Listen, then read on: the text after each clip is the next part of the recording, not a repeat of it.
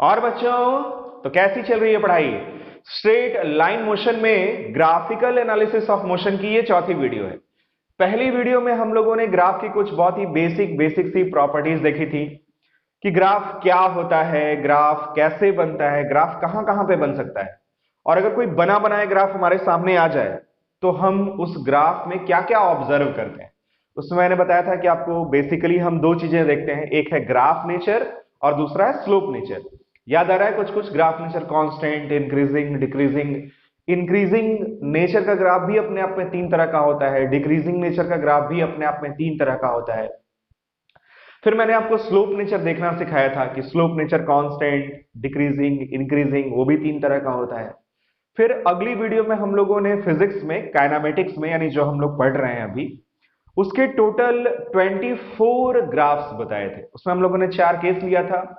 Case number 1 की object rest में हो, केस नंबर 2 की ऑब्जेक्ट यूनिफॉर्म वेलोसिटी से मूव करे, केस नंबर 3 की ऑब्जेक्ट यूनिफॉर्मली एक्सेलरेटेड मोशन करे, और केस नंबर 4 की ऑब्जेक्ट यूनिफॉर्मली रिटार्डेटेड मोशन करे।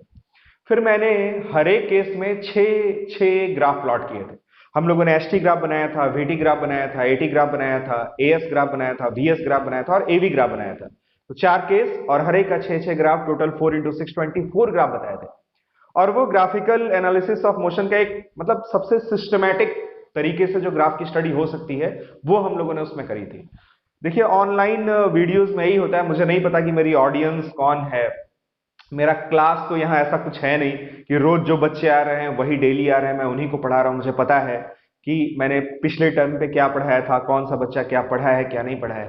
तो हो सकता है कि आप पहली बार इस वीडियो को सीधे सीधे ओपन करके देख रहे हो, तो मैं आपको ये स्ट्रांगली रिकमेंड करूंगा कि आप पीछे की इन वीडियोस को देखने के बाद इस वीडियो को देखिएगा, या फिर इस वीडियो को अगर आप देख लेते हैं तो भी आप जाके उन वीडियोस को जरूर देखना। और मेरी किसी भी टॉपिक पे जब आप सारी वीडियोस को देख लोगे तो ही पूरे तरीके से एकदम उसका कंसेप्ट क्लियर हो जाएगा। और यही सारी चीजें जो मैं इन वीडियोस में बता रहा हूं ना, वही बड़े बड़े कोचिंग इंस्टीट्यूट में, चाहे आप कोटा चले जाओ, कानपुर चले जाओ, लाखों रुपए की फीस लेके लोग पढ़ाते हैं।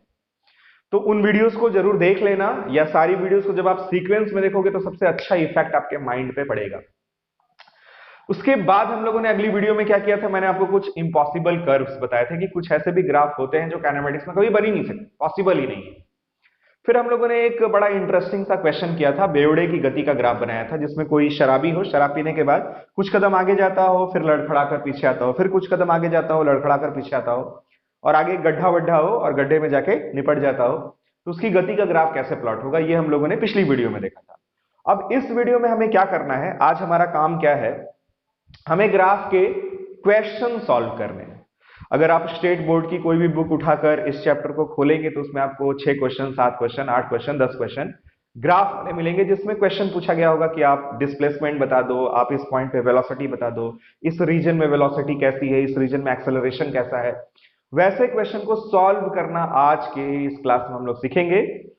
और क्वेश्चन को सॉल्व करने के लिए बेसिकली दो कंसेप्ट, दो टेक्निक्स यूज होती है। पहला जो कंसेप्ट यूज होगा वो है टेंजेंट प्रॉपर्टी वाला, और दूसरा जो कंसेप्ट यूज होगा वो है एरिया प्रॉपर्टी वाला। तो कंसेप्ट पहले सीखते हैं, फिर क्वेश्चन को लगाएंगे। कुछ एससी वर्मा के भी क्वेश्चन देखेंगे, कुछ आईआईटी में आए हुए क्वेश्चंस को भी देखेंगे, और कुछ दूसरे कॉम्पिटिटिव एग्जाम्स में आए हुए इंपॉर्टेंट क्वेश्चंस को भी देखेंगे। तो पेन कॉपी निकाल लीजिए, जहां तक भी आपने पिछले मतलब बार नोट्स जहां तक भी आपने बनाया होगा, बस उसी के आगे आपको हेडिंग डालना है। हेडिंग है टेंजेंट प्रॉपर्टी ऑफ ग्राफ। हालांकि ये सारी चीजें हम लोग पहले भी पढ़ चुके हैं, बट फिर से वही बात, ब्रीफ में, सिंस हो सकता है कोई स्टूडेंट इसको पहली पहली बार देख रहा हो तो उसे भी मतलब मैक्सिमम कंसेप्ट समझ जाते हैं, इसलिए ब्रीफ में बहुत ही संक्षेप में एकदम बेसिक से उठाकर चलते हैं कि टेंजेंट प्रॉपर्टी का कंसेप्ट कहां से आ रहा है और फिजिक्स में वो कैसे अप्लाई होता है। देखिए बहुत ही ध्यान से, क्लास 9 10th की बात हो रही है, अभी फिजिक्स की बात नहीं है। बहुत ही सिंपल सी चीज आपको बता रहे हैं जो आपने 9 10th में ऑलरेडी पढ़ रखी है, कोऑर्डिनेट ज्योमेट्री में। सपोज एक्स वाई प्लेन में यहां पे एक पॉइंट है P, इसका कोऑर्डिनेट है x1, y1। इट मींस ये इतनी डिस्टेंस होगी x1, और ये जो हाइट है ये होगा y1। सभी को पता है, इसमें कोई डाउट नहीं है। अगर आपको लगे कि सर ये सारी चीजें तो पढ़ी हुई ही आप बता रहे हैं, तो आप वीडियो को स्किप कर सकते हो 5-10 मिनट, या फिर 2x स्पीड में भी आप इस वीडियो को चला सकते हो, है ना। बहुत स्पीड में सारी चीजें भागेंगी, फिर आपको लगेगा कि हाँ ये सब पढ़ा हुआ है, फिर जब क्वेश्चन पे आएंगे तो वहां से फिर आप वीडियो को नॉर्मल स्पीड में या अपने हिसाब से स्पीड में सेट करके देखना। फिर सपोज करो यहां एक पॉइंट है Q, इसका कोऑर्डिनेट है x2, y2। इट मींस यहां से लेके यहां तक का जो डिस्टेंस होगा ये होगा x2, और ये जो हाइट है ये होगा y2। क्यों भाई, इसमें कोई डाउट नहीं है, कोई प्रॉब्लम नहीं है। अब अगर आपसे पूछें कि आप P पॉइंट और Q पॉइंट को ज्वाइन करते हुए एक लाइन ड्रॉ करो, एक स्ट्रेट लाइन बनाओ ज्वाइनिंग P एंड Q। अब हमें समझना है कि इस लाइन का स्लोप का क्या मतलब होता है और स्लोप को हम कैसे कैलकुलेट करते हैं। इस लाइन का एक्स एक्सिस से एंटी क्लॉकवाइज डायरेक्शन में अगर एंगल बन रहा है थीटा, तो स्लोप का मतलब होता है tan थीटा। यानी इसी एंगल का अगर हम tan ले लें तो tan थीटा ही इस लाइन का स्लोप होता है। और स्लोप का मतलब क्या होता है? स्लोप मतलब होता है झुकाव या ढलान। इस लाइन का एक्स एक्सिस से जो झुकाव है उसी को हम tan थीटा से मेजर करते हैं, और इसको आपने पढ़ा होगा क्लास 9 10th में, m से रिप्रेजेंट करते हैं, पढ़ा है ना। y is equals to mx plus c, इसमें m जो है वो हमारा स्लोप होता है। तो ये स्लोप है, मतलब अगर ये एंगल है थीटा तो tan थीटा से हम मेजर करते हैं स्लोप। अब यहां पे ये जो स्लोप है वो क्या बताता है? स्लोप ये बताता है बेसिकली कि x के चेंज होने के साथ, सपोज यहाँ कोई फिजिकल क्वांटिटी है, यहाँ भी कोई फिजिकल क्वांटिटी है, और आपने फिजिक्स में ग्राफ बनाया है, जैसे एच टी ग्राफ बनाया है या वीटी ग्राफ बनाया है, तो इस क्वांटिटी के चेंज होने के साथ ये वाली क्वांटिटी कितनी तेजी से चेंज हो रही है वो हमें ये स्लोप बताता है। अगर स्लोप की वैल्यू ज्यादा होगी इट मींस इस वाली फिजिकल क्वांटिटी के चेंज होने के साथ ये वाली फिजिकल क्वांटिटी ज्यादा तेजी से चेंज हो रही है। जैसे आप इन दोनों ग्राफ को देखो बहुत ही ध्यान से, एक ये ग्राफ है और एक ये ग्राफ है। दोनों ग्राफ कैसा है? स्ट्रेट लाइन है। अगर हम आपसे पूछें कि जल्दी से आप इसमें ग्राफ नेचर बता दो, तो ग्राफ नेचर कैसा है? इंक्रीजिंग। एक्स के बढ़ने के साथ इस वाले ग्राफ में, सपोज ये वाला ग्राफ ए नंबर है, ये वाला ग्राफ है बी, ए वाले ग्राफ में भी एक्स के बढ़ने के साथ वाई इंक्रीज हो रहा है, बढ़ रहा है नहीं बढ़ रहा है, और इस वाले ग्राफ में भी एक्स के बढ़ने के साथ जो वाई है वो इंक्रीज हो रहा है। तो ग्राफ नेचर कैसा होगा? ग्राफ नेचर होगा इंक्रीजिंग। इंक्रीजिंग ग्राफ नेचर भी मैंने पिछली वीडियोस में बताए हुए हैं आपको कि 3 तरीके का होता है। इंक्रीजिंग नेचर का ग्राफ ऐसे भी हो सकता है, ऐसा भी हो सकता है, ऐसा भी हो सकता है। तीनों के तीनों इंक्रीजिंग ग्राफ नेचर वाले ग्राफ हैं, यानी एक्स के बढ़ने के साथ वाई इंक्रीज हो रहा है। इन तीनों में फर्क किस चीज का है? फर्क है स्लोप नेचर का। इसका स्लोप है कांस्टेंट, इसका स्लोप है इंक्रीजिंग, इसका स्लोप है डिक्रीजिंग। ये सारा कुछ हम लोग पढ़ चुके हैं। अब इसमें जरा ध्यान से देखो आप, अगर हम ए वाले ग्राफ को देखें तो x की वैल्यू जहां तक बढ़ी है उसके अनुसार y भी इंक्रीज हुआ है, बट इस वाले ग्राफ में x उतना ही बढ़ा है बट y में बहुत जबरदस्त इंक्रीमेंट हुआ है। अब अगर इसका एंगल θ1 है, इसका एंगल θ2 है, तो सिंस यहां θ2 ग्रेटर देन θ1 होगा, tan लेंगे तो tan θ2 भी ग्रेटर देन tan θ1 आएगा। यानी दूसरे वाले का स्लोप पहले वाले के स्लोप से भी ज्यादा है। तो स्लोप ज्यादा है इट मींस हमें ये पता चल रहा है कि इस वाले ग्राफ में x के चेंज होने के साथ y की वैल्यू ज्यादा तेजी से चेंज हो रही है। तो स्लोप सीधे सीधे हमें ये बताता है कि इस वाले क्वांटिटी में चेंज होने से ये वाली क्वांटिटी कितनी तेजी से बदल रही है, कितनी तेजी से चेंज हो रही है। जिसका स्लोप ज्यादा होगा उसमें जो इंक्रीमेंट है, जो वृद्धि है, जो चेंज हो रहा है वो भी ज्यादा होगा। ये समझ आ रहा है आपको स्लोप की मीनिंग क्या होती है? स्लोप कैसे कैलकुलेट करते हैं? tan थीटा से। अब आप कहोगे सर tan थीटा से ही क्यों कैलकुलेट करते हैं, हम sin थीटा या फिर cos थीटा से क्यों नहीं कैलकुलेट कर सकते? तो भाई x और y ही हमें गिवन होगा ना। x और y अगर गिवन है तो किसी भी ट्राइंगल में, जैसे इसी में देखिए आप, अगर हमें ये एंगल यहाँ पे थीटा मिल रहा है तो ये एंगल कितना होगा?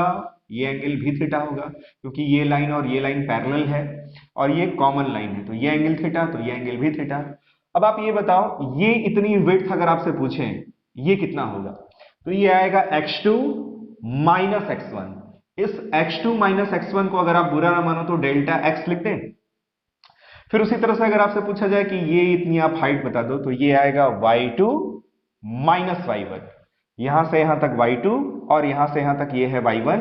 इस पूरे y2 में से ये इतना y1 माइनस कर दिया तो ये हमें मिला y2 माइनस y1। और फिर से अगर आप बुरा ना मानो तो इसको डेल्टा y लिख दें। सोचो जरा, अगर किसी भी ट्राइंगल में हमें लंब और आधार यानी परपेंडिकुलर और बेस पता हो तो हम एंगल कैसे निकालते हैं? tan थीटा से। इसीलिए जो स्लोप का कैलकुलेशन है वो हमेशा tan थीटा से किया जाता है। और टेन थीटा में एक और खास प्रॉपर्टी होती है कि थीटा इंक्रीज करने पे टेन थीटा की वैल्यू भी इंक्रीज होती है। तो अगर थीटा इंक्रीज करेगा तो टेन थीटा भी बढ़ेगा, उससे हमें ये मालूम चल जाएगा कि जो इसमें चेंज हो रहा है वो ज्यादा तेजी से हो रहा है। तो यहाँ पे हम लोगों ने अभी तक जितना भी डिस्कशन किया वो क्लास 9 10th लेवल का था। क्या सीखा हम लोगों ने कि स्लोप कैसे कैलकुलेट करते हैं, टेन थीटा से, किससे रिप्रेजेंट करते हैं, एम से। और यहां से अगर हम इस फिगर से देखें, यहीं से देखिए इंपॉर्टेंट चीज शुरू हो रही है। इस फिगर से अगर हम देखें तो टेन थीटा की वैल्यू क्या होगी, delta Y divided by delta X. कोई डाउट नहीं है इसमें। अब बहुत ही ध्यान से देखना, सपोज अब अगर ये जो हमारा स्ट्रेट लाइन था ये ऐसे स्ट्रेट लाइन ना होकर इस तरह से कर्व हो। अब इसमें हम इसका स्लोप कैसे निकालेंगे, अगर हम यहाँ कोई पॉइंट ले लें और यहाँ एक दूसरा पॉइंट ले लें, इसको ज्वाइन करें, तो जो हमें स्ट्रेट लाइन मिलेगा उसके हिसाब से जब हम थीटा कैलकुलेट करेंगे और स्लोप निकालेंगे, तो क्या ये स्लोप का जो कैलकुलेशन है वो एक्यूरेट हो पाएगा? एक्यूरेट नहीं होगा, क्योंकि स्ट्रेट लाइन यहां से जा रही है और एक्चुअली में जो चेंज है वो इस ग्राफ के अकॉर्डिंग हुआ है। तो हमारा जो स्लोप का कैलकुलेशन यहां से यहां तक इकट्ठे अगर हम निकालेंगे तो वो हमें करेक्ट या फिर एक्यूरेट वैल्यू नहीं देगा। इसके लिए फिर हम क्या करते हैं, सपोज ये पॉइंट P है, ये पॉइंट Q है, तो इस Q पॉइंट को P पॉइंट के पास लाते हैं। मतलब हम स्लोप का कैलकुलेशन बड़े से इंटरवल में लेकर के बहुत ही छोटे इंटरवल में करेंगे। अब अगर ये Q पॉइंट P पॉइंट के बहुत ही पास आ जाए तो P पॉइंट और Q पॉइंट एकदम पास पास हो जाएंगे, तब आप P पॉइंट और Q पॉइंट को जब आप ज्वाइन करोगे तो बेसिकली वो इस पॉइंट पे बन जाएगा टेंजेंट, और टेंजेंट बन जाएगा।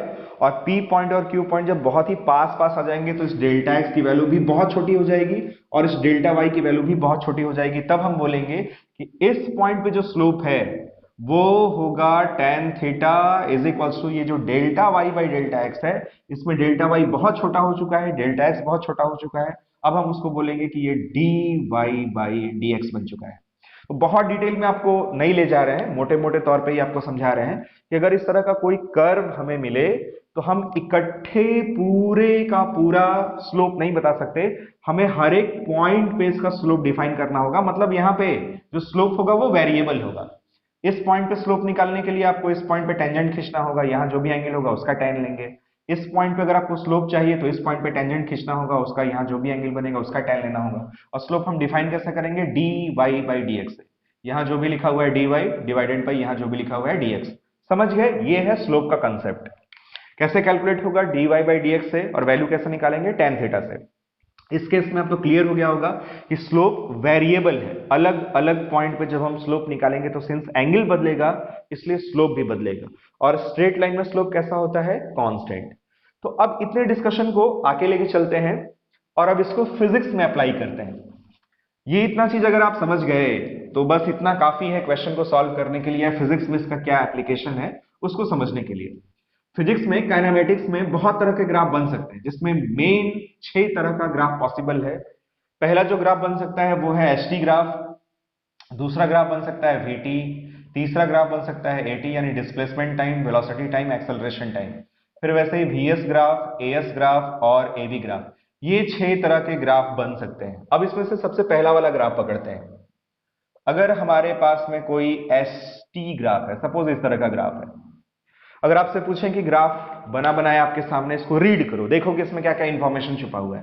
तो सबसे पहले आप कहोगे कि सर t इक्वल टू 0 पर s इक्वल टू 0 यानी 0,0 ऑरिजिन से इस ग्राफ की शुरुआत हो रही। यानी हम लोगों ने जब भी ऑब्जेक्ट को देखना शुरू किया वो कहां पे था, ऑरिजिन पे। ऑरिजिन पे था यानी s इज इक्वल टू क्या था, 0। उसके बाद जैसे जैसे टाइम बढ़ता गया उसका डिस्प्लेसमेंट भी बढ़ता गया। यानी ओरिजिन पे अभी यहां है, फिर 1 सेकंड बाद यहां होगा, 2 सेकंड बाद यहां होगा, 3 सेकंड बाद यहां होगा। जैसे जैसे टाइम बीत रहा वैसे वैसे उसका डिस्प्लेसमेंट बढ़ रहा है। इसका मतलब बॉडी मूव कर रही है, ऑब्जेक्ट मोशन में है। ग्राफ नेचर कैसा है, ग्राफ नेचर है इंक्रीजिंग। अब इसमें अगर यहां पे एंगल सपोज थीटा हो तो आपसे पूछें कि आप इसकी वेलोसिटी बता दो।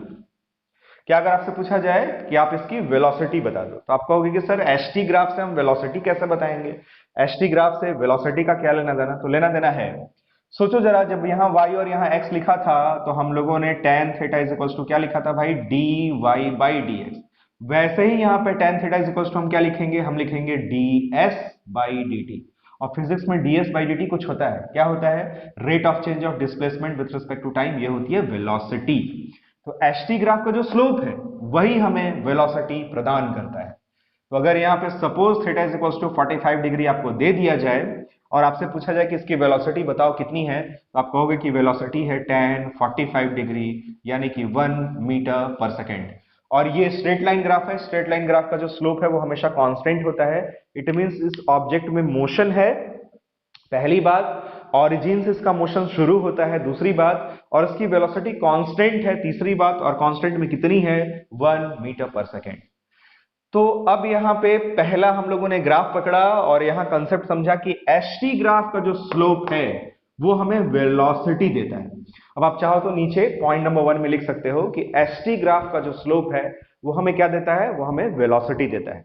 फिर अगर एच ग्राफ में इस तरह का कुछ ग्राफ बना दिया जाए, भाई अब की बार ग्राफ इस तरह का है, ग्राफ नेचर आपसे पूछा जाए तो कैसा है, ग्राफ नेचर इसमें भी इंक्रीजिंग है, ये भी ग्राफ नेचर इंक्रीजिंग है, ये भी ग्राफ नेचर इंक्रीजिंग है। मतलब टाइम बीतने के साथ, टाइम बढ़ने के साथ डिस्प्लेसमेंट इसमें भी इंक्रीज हो रहा है, यानी ऑब्जेक्ट डिस्प्लेसमेंट इंक्रीज होने का मतलब ऑब्जेक्ट आगे जा रहा है, मोशन में। बट यहां पे आप देख सकते हैं सिंस कर्व्ड जो भी इस तरह का कर्व बनता है उसमें स्लोप कभी भी कांस्टेंट नहीं होता, यानी इसमें जो वेलोसिटी होगी वो वेरिएबल होगी। इस पॉइंट पे स्लोप अलग होगा, इस पॉइंट पे स्लोप अलग होगा, इस पॉइंट पे स्लोप अलग होगा। और स्लोप में भी मैंने बताया था आपको कि ये इंक्रीजिंग स्लोप का ग्राफ है। ग्राफ नेचर कैसा है इसका, ग्राफ नेचर है इंक्रीजिंग। स्लोप नेचर कैसा है, स्लोप नेचर भी इंक्रीजिंग है। और यहां अगर हम स्लोप की बात करें तो ds बाई डी टी यही स्लोप हम देता है। स्लोप हमें कैसा मिलेगा, ds बाई डी टी से, ds by D T physics में क्या होता है, वेलोसिटी। स्लोप नेचर कैसा है, इंक्रीजिंग, मींस वेलोसिटी इंक्रीजिंग है। और वेलोसिटी इंक्रीजिंग है इट मींस पक्का इसका जो मोशन है वो एक्सेलरेटेड मोशन है। तो इस ग्राफ को रीड करके हम ये बता सकते हैं कि ऑब्जेक्ट का मोशन पहली बात ऑरिजिन से शुरू हो रहा है, दूसरी बात मोशन में है, मोशन में होने के साथ साथ इसकी वेलोसिटी इंक्रीजिंग है, और इंक्रीजिंग है इट मींस इसका एक्सेलरेशन भी होगा, यानी ये एक्सेलरेटेड मोशन करेगा। अब अगर इसमें वेलोसिटी कहीं पूछी जाएगी तो वेलोसिटी किसी पर्टिकुलर पॉइंट पे पूछी जाएगी। जैसे यहां पे आपसे टेंजेंट खींच दिया जाएगा और बोला जाएगा कि भाई ये वाला एंगल 60 डिग्री, इस पॉइंट P पे आप इसकी वेलोसिटी को बताओ। तो P पॉइंट पे सिंस टेंजेंट का जो एंगल बन रहा है वो कितना है 60 डिग्री, तो P पॉइंट पे जो वेलोसिटी होगी Vp वो आएगा tan 60 डिग्री यानी कि √3 मीटर पर सेकेंड। समझ गए? तो पहला फंडा एकदम अच्छे से क्लियर हो गया कि एच ग्राफ के किसी भी पॉइंट पर खींचा गया जो टेंजेंट होता है उस टेंजेंट का जो स्लोप है वही हमें वेलोसिटी देता है। सो ds बाई dt से हमें मिलेगा एच ग्राफ में वेलोसिटी। समझ गए? पहला पॉइंट एकदम अच्छे से क्लियर। अब देखते हैं अगर vt ग्राफ बना दिया जाए तो vt ग्राफ से हमें क्या मिलेगा। सपोज इस तरह से किसी भी ऑब्जेक्ट के मोशन का vt ग्राफ है, ये है टाइम, इधर है वेलोसिटी। सपोज ये वाला एंगल है 45 डिग्री। सबसे पहली बात t इक्वल टू 0 पर वेलोसिटी कितनी है, 0, यानी जब भी हम लोगों ने उसको ऑब्जर्व किया उसकी जो इनिशियल वेलोसिटी थी वो थी 0। टाइम बढ़ने के साथ वेलोसिटी लगातार क्या हो रही है, इंक्रीज हो रही है। वेलोसिटी अगर इंक्रीज हो रही है इट मींस मोशन कैसा होगा, एक्सेलरेटेड मोशन होगा, यानी उस ऑब्जेक्ट में एक्सेलरेशन होगा। फिर अगर आपसे पूछा जाए कि यहां पे इसका स्लोप हमें क्या देगा, तो vt ग्राफ का स्लोप क्या होगा, dv by dt। dv by dt means what, tan theta. यहां पे थीटा कितना है 45 डिग्री। और dv बाई dt फिजिक्स में कुछ होता है, क्या होता है, rate of change of velocity with respect to time which is acceleration. तो vt ग्राफ का जो स्लोप है वो हमें एक्सेलरेशन देता है। और यहां इस ग्राफ से अगर एक्सेलरेशन की वैल्यू पूछ दी जाए तो tan 45 डिग्री यानी कि 1 मीटर पर सेकेंड स्क्वायर, ये एक्सेलरेशन होगा। और किसी भी स्ट्रेट लाइन वाले ग्राफ का जो स्लोप है वो कैसा होता है, कांस्टेंट। तो ये acceleration 1 metre per second square होगा और कैसा होगा नेचर में, कांस्टेंट। ये तो हम लोग पहले ही पढ़ चुके हैं कि अगर स्ट्रेट लाइन का ग्राफ बने तो उसका जो स्लोप नेचर होता है वो कैसा होता है, वो होता है कांस्टेंट। तो दूसरा फंडा, दूसरा कंसेप्ट ये है कि vt ग्राफ के किसी भी पॉइंट पर खींचा गया जो टेंजेंट है उसका जो स्लोप है वो हमें एक्सेलरेशन देता है। फिर वैसे ही सपोज अगर इस तरह का कोई ग्राफ बना दिया जाए, ये vt ग्राफ है, और आपसे पूछा जाए कि बताओ आप एक्सेलरेशन के बारे में यहां से क्या निष्कर्ष निकाल सकते हो, क्या कंक्लूड कर सकते हो कि ऑब्जेक्ट में एक्सेलरेशन है नहीं है भी तो कैसा है। तो पहली बात vt ग्राफ को अगर हम देखें तो ग्राफ नेचर कैसा है, इंक्रीजिंग। ये भी इंक्रीजिंग नेचर का ग्राफ है, ये भी इंक्रीजिंग नेचर का ग्राफ है, यानी टाइम बीतने के साथ वेलोसिटी बढ़ रही है।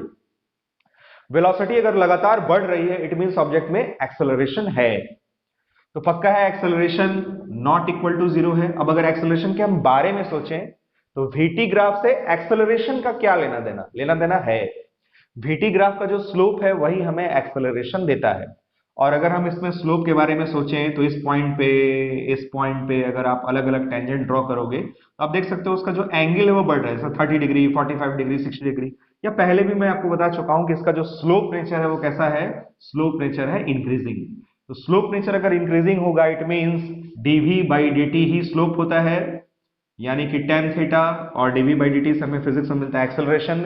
स्लोप नेचर कैसा है, इंक्रीजिंग। इट मींस जो एक्सेलरेशन है वो भी कैसा होगा, इंक्रीजिंग। यानी यूनिफॉर्मली एक्सेलरेटेड मोशन का एग्जांपल नहीं है। इसमें हम काइनेमेटिक्स के जो फॉर्मूले पढ़े हैं, v is equals to U plus AT, S is equals to UT plus half AT square, ये सब हम इसमें अप्लाई नहीं कर सकते, क्योंकि मैंने बताया था ना कि काइनेमेटिक्स की इक्वेशन हम तभी अप्लाई कर सकते हैं जब एक्सेलरेशन की वैल्यू कैसी होती है, कांस्टेंट।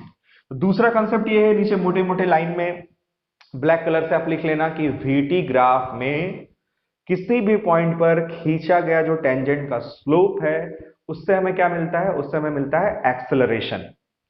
अब अगर इसकी बात करें एटी ग्राफ की, तो सोचो जरा एटी ग्राफ के किसी भी पॉइंट पर अगर हम टेंजेंट ड्रॉ करेंगे या फिर अगर स्ट्रेट लाइन होगा और सीधे सीधे एंगल दिया होगा तो इसका जो स्लोप होगा वो क्या बताएगा, वो बताएगा dA बाई dt। और ये मैंने बताया था कि फिजिक्स में ये चीज होती है जर्क।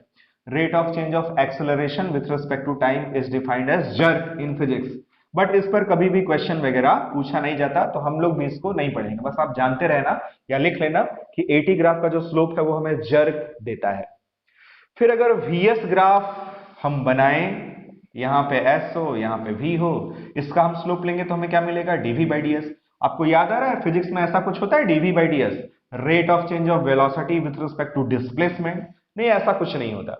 अगर काइनेमेटिक्स में आप अलग अलग चीजों को देखो, जैसे कि टाइम हो गया, डिस्टेंस डिस्प्लेसमेंट हो गया, वेलोसिटी स्पीड हो गया, एक्सेलरेशन हो गया, या फिर फोर्स ले लो, मोमेंटम ले लो, डीवी बाई डी एस हमें कुछ नहीं मिलता। उसी तरह से डीए बाई डीएस से भी हमें कुछ नहीं मिलेगा, उसी तरह से डीए बाई डीवी से भी हमें कुछ नहीं मिलेगा। यानी इन तीनों का जो स्लोप है वो हमें देगा घंटा। घंटा मतलब कुछ नहीं। तो मेन हमारा जो भी क्वेश्चन बनेगा वो इन्हीं दोनों से बनेगा। एसटी ग्राफ का जो स्लोप है वो क्या देगा, वेलोसिटी, और वीटी ग्राफ का जो स्लोप है वो क्या देगा, एक्सेलरेशन। ये है फंडा डेरिक, मतलब ये एसटी ग्राफ और वीटी ग्राफ का जो स्लोप है इसी से क्वेश्चन आपको मिलेंगे। तो ये फंडा है स्लोप वाला, टेंजेंट वाला। ये अच्छे से मेरे ख्याल से अब आपको क्लियर हो गया होगा। एक आधी क्वेश्चन ले इस पे, एक क्वेश्चन करते हैं तब आपको और अच्छे से क्लियर होगा। क्वेश्चन करके देखते हैं कि हमसे क्वेश्चन बन पाता है या नहीं। तो सीधे उठाते हैं क्वेश्चन एससी वर्मा का। एससी वर्मा पता है, फिजिक्स की एक बहुत ही शानदार किताब है, मेरे फेवरेट बुक्स में से एक। इस एससी वर्मा में मेरे ख्याल से ऑब्जेक्टिव 1 का सेकंड नंबर का ये क्वेश्चन है, ठीक है। और इसको हम सॉल्व करने में ये जो टेंजेंट प्रॉपर्टी या स्लोप वाली प्रॉपर्टी अभी हम लोगों ने पढ़ी है उसी को हम इसमें अप्लाई करेंगे। देखिए क्या है क्वेश्चन में, एक हमें ग्राफ गिवन है, बहुत ही ध्यान से देखना। ग्राफ है एक्स टी यानी डिस्प्लेसमेंट वर्सेस टाइम, और ग्राफ कुछ इस तरीके का है, और यहां पे एक पर्टिकुलर टाइम गिवन है टी नॉट, ये है हमारा ओरिजिन। अब इसमें 4 ऑप्शन दिए गए, option A, option B, option C और ऑप्शन डी। पहले ऑप्शंस को भी लिख लेते हैं और फिर चारों में से कोई एक ही सही है और हमें एनालिसिस करके बताना है कि उन चारों में से कौन सा विकल्प सही है। पहले ऑप्शन में कह रहा है कि it is going continuously, short में लिख दे रहे हैं, इन पॉजिटिव एक्स डायरेक्शन। मतलब ये ऑब्जेक्ट लगातार पॉजिटिव एक्स डायरेक्शन में चलता चला जाता है, चलता चला जाता है, ये कह रहा है ऑप्शन 1 में। ऑप्शन 2 में कह रहा है कि इट इज एट रेस्ट, मतलब ये हमेशा विरामावस्था में रुका हुआ है। थर्ड नंबर में कह रहा है कि वेलोसिटी इंक्रीज करती है अप टू, शॉर्ट में लिख रहा है ना, आप देख लेना, time t is equals to T not, and then उसके बाद क्या होता है कि वेलोसिटी हो जाती है कांस्टेंट। ये है हमारा ऑप्शन नंबर सी। और ऑप्शन नंबर डी में कह रहा है कि वेलोसिटी कांस्टेंट है कहां तक, up to t is equals to T not तक, और उसके बाद कह रहा है कि देन इट स्टॉप्स, यानी अब ये ऑब्जेक्ट रुक जाता है। यही है चार ऑप्शन, समझ गए क्वेश्चन को। एक xt ग्राफ यानी कि डिस्प्लेसमेंट वर्सेस टाइम किसी भी ऑब्जेक्ट का गिवन है, और उसके बारे में, ये मोशन के बारे में चार चीजें हमें ऑप्शन के रूप में दी गई है, और हमें एनालिसिस करके बताना है कि इन चारों में से कौन सा ऑप्शन सही है। तो अब अपना फोकस करते हैं इस ग्राफ पे। कौन सा ग्राफ है ये ग्राफ है डिस्प्लेसमेंट वर्सेस टाइम। अगर हम इसमें दो पार्ट करें, यहां से ए पार्ट देख लेते हैं और एक बार ए से बी वाला पार्ट देख लेते हैं। सबसे पहले अगर ओए पार्ट में आपसे पूछें कि ग्राफ नेचर कैसा है, तो ग्राफ नेचर है इंक्रीजिंग, यानी टाइम बढ़ते बढ़ते टी नॉट तक जब टाइम बढ़ा तो ऑब्जेक्ट का डिस्प्लेसमेंट भी लगातार बढ़ा। टी इक्वल टू जीरो पर ऑब्जेक्ट कहां है, टी इक्वल टू जीरो पर ऑब्जेक्ट है ओरिजिन पर। यानी अगर यहां पे हम ऑब्जेक्ट को देखें, एक ऑब्जेक्ट इमेजिन करते हैं जिसके मोशन का ये ग्राफ प्लॉट किया गया है, तो t इक्वल टू जीरो पर ये ऑब्जेक्ट यहां पे था ओरिजिन पे, t इक्वल टू जीरो पे, इसका x भी क्या है, जीरो। फिर जैसे जैसे टाइम बढ़ा टी नॉट तक, ये आगे गया, और आगे जाने के बाद सपोज करो कि ये t equal to T not पे यहां पहुंच गया, तो इसमें क्या हुआ, मोशन। मोशन होगा तो कुछ ना कुछ वेलोसिटी होगी। क्या xt ग्राफ से, यानी डिस्प्लेसमेंट वर्सेस टाइम ग्राफ से हम वेलोसिटी के बारे में कुछ अनुमान लगा सकते हैं? बिल्कुल। xt ग्राफ का जो स्लोप है वही हमें वेलोसिटी देता है, और OA पार्ट का स्लोप कैसा है, स्लोप है कांस्टेंट, क्योंकि किसी भी स्ट्रेट लाइन ग्राफ का स्लोप नेचर कैसा होता है, कांस्टेंट। तो इस वाले पार्ट में जो dx बाई dt होगा, जिससे हमें वेलोसिटी मिलेगी, वो कैसा होगा, वो होगा कांस्टेंट। अगर यहाँ पे एंगल दिया होता ना, तो हम लोग वेलोसिटी निकाल भी लेते कि इसकी O से A वाले पार्ट में वेलोसिटी कितने मीटर पर सेकंड, बट जितने भी मीटर पर सेकंड वेलोसिटी होगी वो होगी कांस्टेंट। अब उसके बाद देखो जरा, ए बी पार्ट में ग्राफ टाइम एक्सिस के पैरेलल है ना, इसका मतलब स्लोप, सॉरी, ग्राफ नेचर कैसा हो जा रहा है, ग्राफ नेचर हो जा रहा है कांस्टेंट। यानी यहां पे जो भी इसका डिस्प्लेसमेंट होगा, सपोज 1 मीटर 2 मीटर, ये 1 मीटर 2 मीटर, 2 मीटर आगे गया टी नॉट टाइम तक, उसके बाद इसका डिस्प्लेसमेंट रुक गया है। डिस्प्लेसमेंट ना ऊपर जा रहा है ना नीचे जा रहा है, यानी ये ऑब्जेक्ट ना आगे जा रहा है ना पीछे आ रहा है। इसका मतलब इस वाले पार्ट में सिंस डिस्प्लेसमेंट चेंज नहीं हो रहा है, या फिर सिंस जो ग्राफ नेचर है वो कांस्टेंट हो गया है, इट मींस ऑब्जेक्ट अब रेस्ट में आ गया है। और वैसे भी अगर आप यहां पे स्लोप देखो, तो कोई भी ऐसी लाइन जो इस वाले एक्सिस के पैरेलल हो, उसका इसी एक्सिस से कितना एंगल बनेगा, 0 डिग्री। तो जब आप स्लोप कैलकुलेट करोगे tan थीटा से, तो आएगा tan 0 डिग्री यानी कि 0। और फिर से वही xt ग्राफ का जो स्लोप है dx बाई dt, उससे हमें मिलेगी वेलोसिटी, इसका स्लोप क्या है, 0, यानी वेलोसिटी आ गई 0। तो वेलोसिटी 0 होने का मतलब क्या हुआ कि ऑब्जेक्ट रुक गया है। अब पहले ऑप्शन में कह रहा है कि it is going continuously in positive x direction, जो कि गलत है। ये कंटिन्यूअसली पॉजिटिव एक्स डायरेक्शन नहीं जा रहा है, सिर्फ कब तक कंटिन्यूअसली ये गया है, सिर्फ टी नॉट टाइम तक। उसके बाद टाइम बढ़ता जा रहा है, बढ़ता जा रहा है, और ऑब्जेक्ट अब आगे मूव नहीं कर रहा है, वहीं पे रेस्ट में आ गया है। तो पहला ऑप्शन रॉन्ग है। दूसरा ऑप्शन में कह रहा है it is continuously at rest, जो कि गलत है। ये अभी शुरू से लेके टी नॉट टाइम तक, ये T equal to T naught time है, T equal to T naught time तक तो ये लगातार मोशन में रहा है।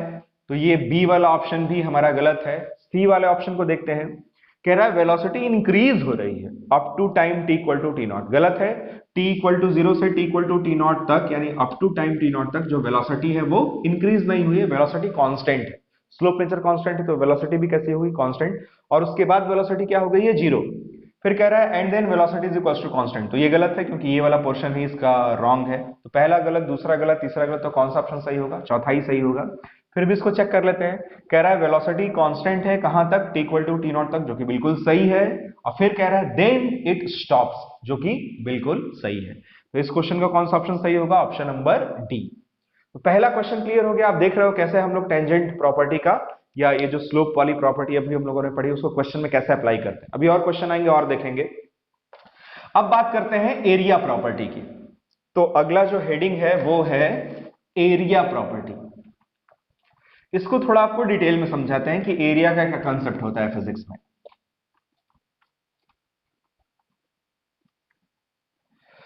So the next heading is concept of area in physics. Physics में ग्राफ कई जगह बन सकता है। उसमें से अगर हम सबसे इंपॉर्टेंट ग्राफ का जो सेक्शन है उसको अगर हम देखें तो एक तो काइनेमेटिक्स वाले ये ग्राफ बहुत इंपॉर्टेंट है जो अभी हम लोग पढ़ रहे हैं, और एक आपको ग्राफ का सेट मिलेगा थर्मोडायनेमिक्स में। थर्मोडायनेमिक्स में भी बहुत तरह के प्रोसेसेस होते हैं। उसमें आइसोबारिक प्रोसेस है, आइसोकोरिक प्रोसेस है, आइसोथर्मल प्रोसेस है, एडियाबैटिक प्रोसेस है, साइक्लिक प्रोसेस है। वहां भी ग्राफ से बहुत गजब गजब का ग्राफ बनता है, बहुत गजब गजब के क्वेश्चन बनते हैं। तो वो जब आएगा तब देखेंगे। अभी कॉन्सेंट्रेट करते हैं काइनेमेटिक्स से ग्राफ में। बट मैं जो अभी आपको बताने वाला हूं ये अगर आप समझ लेते हो तो कहीं भी अगर एरिया का कंसेप्ट आएगा तो आप अपने आप समझ जाओगे कि वहां एरिया से हमें क्या मिलेगा। देखो फिजिक्स में एरिया का क्या कंसेप्ट होता है। सपोज हमारे पास में एक वीटी ग्राफ है। अब ग्राफ तो कई तरीके का बन सकता है, ऐसे ऐसे ऐसे ऐसे ऐसे ऐसे ऐसे ऐसे किसी भी तरीके का ग्राफ बन सकता है। तो एक सिंपल सा ऐसे एग्जांपल ले लेते हैं कि ऐसे और ऐसे ये इतना ग्राफ है। किसी भी मोशन का, किसी भी ऑब्जेक्ट का वीटी ग्राफ यहाँ पे प्लॉट किया गया है। सपोज ये O है, ये A है, ये पॉइंट B है।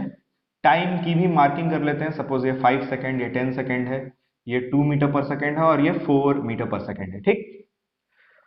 अब इसमें अगर आपसे कहा जाए कि इस ग्राफ के नीचे का ये जो एरिया है, इस एरिया को कैलकुलेट करो, नंबर 1, तो मेरे ख्याल से कैलकुलेट करने में तो आपको कोई प्रॉब्लम नहीं होगी, क्योंकि यहां कभी रेक्टेंगल बनेगा, उसका एरिया हम सभी लोग जानते हैं, लेंथ इंटू विड्थ, लंबाई गुणे चौड़ाई।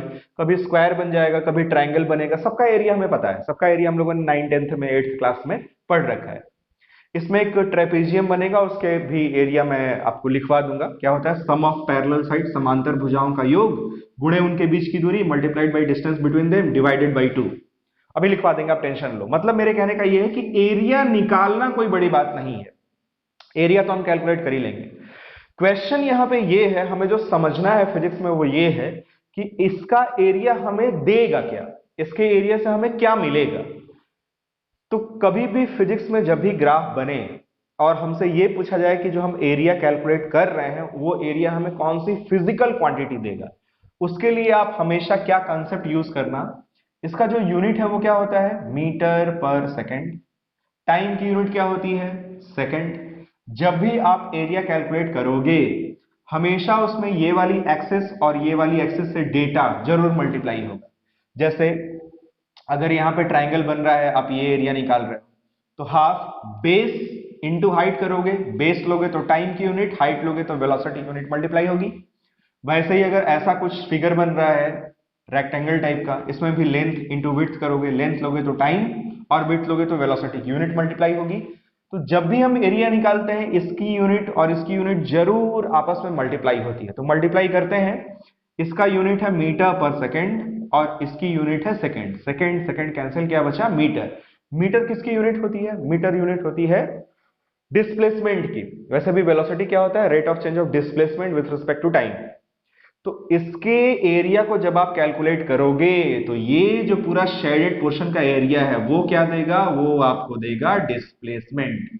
कौन सा डिस्प्लेसमेंट? अगर ये पूरा एरिया आप कैलकुलेट करते हो तो t इक्वल टू 10 सेकेंड में ये जितना भी डिस्प्लेसमेंट कवर करेगा वो हमें मिलेगा। सपोज आप सिर्फ यहां तक का एरिया कैलकुलेट करते हो, अगर आप सिर्फ 0 सेकेंड से लेके 5 सेकेंड तक का ये ट्राइंगुलर शेप का एरिया कैलकुलेट करोगे तो शुरू के 5 सेकेंड में वो जितना भी डिस्प्लेसमेंट कवर करेगा हमें वो मिलेगा। और अगर यहां 5 सेकेंड से 10 सेकेंड तक ये वाला जो एरिया है अगर आप ये कैलकुलेट करते हो तब आपको क्या मिलेगा कि 5 सेकेंड से 10 सेकेंड तक वो जितना भी डिस्प्लेस हुआ है वो डिस्प्लेसमेंट हमें मिलेगा। तो ये समझ आ रहा है कि फिजिक्स में एरिया का कंसेप्ट क्या होता है। अभी और देखते हैं, और एग्जांपल देखते हैं, तब आपको क्लियर होगा। सपोज करो कि हमारे पास में कहीं पे एटी ग्राफ हो। कौन सा ग्राफ हो? Eighty graph. टाइम, एक्सेलरेशन, इसकी यूनिट क्या होती है? मीटर पर सेकंड स्क्वायर। इसकी यूनिट क्या होती है? सेकंड। सपोज सिंपल सा ऐसा ग्राफ है कि 2 मीटर पर सेकंड स्क्वायर का कांस्टेंट एक्सेलरेशन किसी भी ऑब्जेक्ट पे लग रहा है। सपोज ये है 10 सेकंड। आपसे कहा जाए कि भाई आप ये एरिया निकाल दो, तो एरिया निकालना तो कोई बड़ी बात नहीं है, एरिया तो कोई भी कैलकुलेट कर सकता है। फिर से क्वेश्चन वही है कि ये एरिया हमें क्या देगा, कौन सी फिजिकल क्वांटिटी हमें मिलेगी। फिर से वही कंसेप्ट आप यूज करो मेरा, इसका यूनिट क्या है? मीटर पर सेकंड स्क्वायर मल्टीप्लाइड बाय इसका यूनिट क्या है? सेकंड। सेकंड से सेकंड कैंसिल, बचा क्या? मीटर पर सेकंड। मीटर पर सेकंड किसकी यूनिट होती है? वेग की, वेलोसिटी की। कुछ समझ आया? इस एरिया से हमें क्या मिलेगा? ये हमें मिलेगा 10 सेकंड बाद उस ऑब्जेक्ट में जितनी भी वेलोसिटी होगी वो वेलोसिटी हमें इस एरिया से मिलेगा। तो VT ग्राफ का एरिया हमें डिस्प्लेसमेंट देता है और AT ग्राफ का एरिया हमें वेलोसिटी देता है। एक और एग्जांपल आपको बताते हैं, हालांकि वो काइनेमेटिक्स से रिलेटेड नहीं है, फिर भी सपोज प्रेशर वर्सेस वॉल्यूम इस तरह का ग्राफ है। कौन सा ग्राफ है? Pressure versus volume. और आपसे कह दिया जाए कि इस वॉल्यूम एक्सिस पे ये जो एरिया आप निकाल रहे हो, इस एरिया को कैलकुलेट करो, जो कि आप कर ही लोगे। इस एरिया से आपको क्या मिलेगा? अगर आपसे ये पूछा जाए तो प्रेशर की यूनिट होती है न्यूटन पर मीटर स्क्वायर और वॉल्यूम की यूनिट होती है मीटर क्यूब। जब भी आप एरिया निकालोगे दोनों एक्सेसेस जरूर मल्टीप्लाई होंगी और यूनिट्स भी मल्टीप्लाई होगा। Newton per metre square multiplied by metre cube अगर आप करोगे, मीटर स्क्वायर से यहां मीटर स्क्वायर कैंसिल होगा, एक मीटर बचेगा, यानी फाइनली बचेगा न्यूटन इंटू मीटर। कुछ कुछ याद आ रहा है? न्यूटन इंटू मीटर किसकी यूनिट होती है? न्यूटन यूनिट होता है फोर्स का, मीटर डिस्प्लेसमेंट का।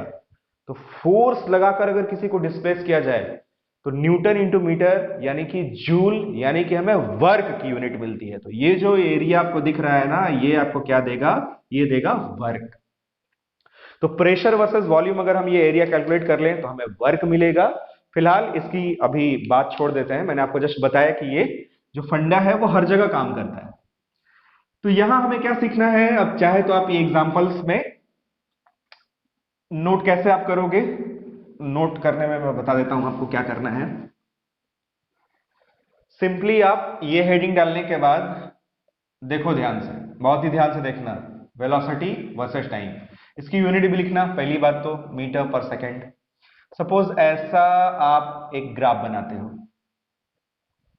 अब बहुत ही ध्यान से देखना, इसमें अगर ये एरिया कैलकुलेट किया जाए, suppose O A B C और डी, तो एक एरिया हमें यहां मिलेगा, एक एरिया हमें यहां मिलेगा और एक एरिया हमें यहां भी मिलेगा। ये तो अभी आप समझ ही गए हो कि VT ग्राफ का जो एरिया है वो हमें क्या देता है? डिस्प्लेसमेंट। अब इसमें इंपॉर्टेंट चीज क्या है तो लिख लेना, VT ग्राफ का जो एरिया है टाइम एक्सिस पे बना हुआ एरिया, वो हमें उस पर्टिकुलर टाइम तक ऑब्जेक्ट में जितना भी डिस्प्लेसमेंट कवर हुआ है वो हमें डिस्प्लेसमेंट देता है। दूसरी इंपॉर्टेंट चीज क्या है? इधर आप देखो वेलोसिटी पॉजिटिव है।